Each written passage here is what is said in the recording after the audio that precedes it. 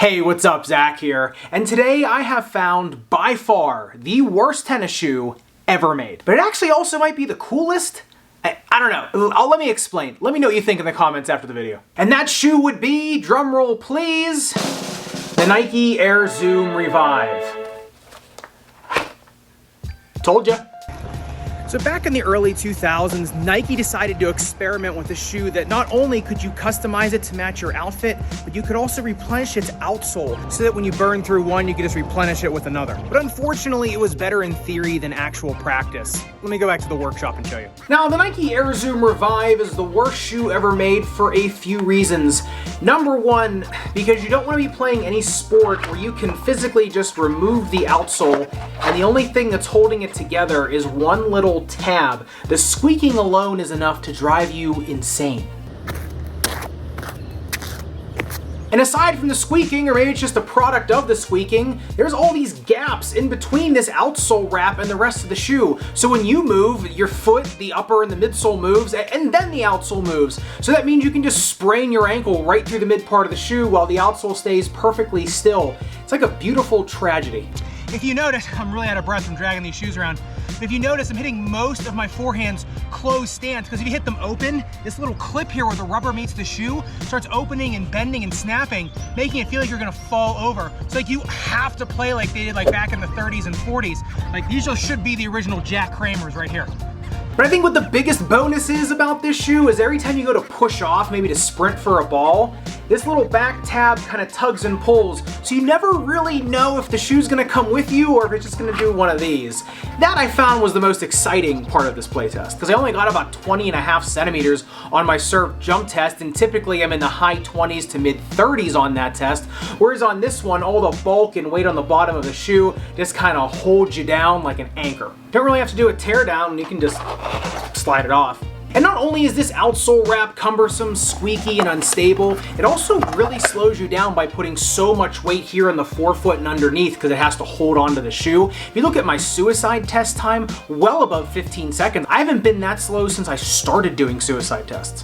And for the rest of the shoe to withstand all the force of a removable outsole, the uppers have to be pretty stiff and stout because it has to be able to interface with that removable outsole. So on the uppers of the Air Zoom Revive, they're pretty stiff, they're pretty bulky, so your foot really isn't gonna breathe while you're in them. So right now it's about 10 to 7 a.m. in the morning. It's about 80 some degrees out. The humidity is sky high, and this rubber wrap thing is all the way around my foot, and it is just making me feel like I'm walking through a swamp.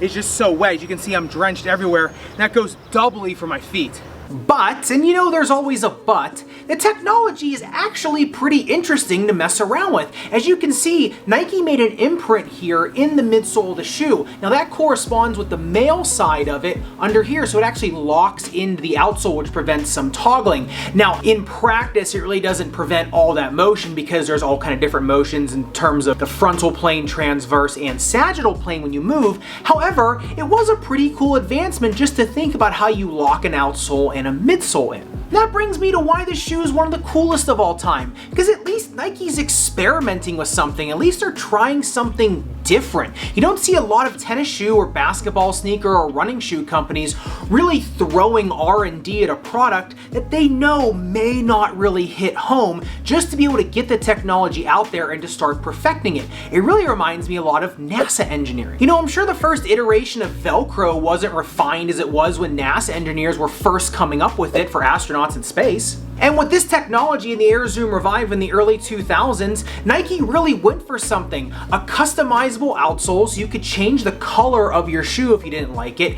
and a way to make the shoe a little more durable in that you didn't have to get rid of the uppers and midsole if you just burn through the outsole. Now, of course, yeah, Nike's gonna charge you for more replacement outsoles. However, at least they were trying to give you a way to preserve the upper and midsole of a shoe. And so even if the Nike Air Zoom Revive was a big swing and a miss, use in terms of actual practice, I still think it was a really bold move to actually make the shoe in the first place, and it is really fun to look at from my perspective as a foot doctor because there's all kind of stuff to dissect in this shoe. And hopefully in the future there's more of these gems for the sneaker zeitgeist for us to talk about and argue about in the future, what's the best and the worst. Until then, if you want to see some of my favorite basketball, tennis, and pickleball sneakers, make sure you click into the playlist up above and subscribe down below. I'll see you in the next video. Too short.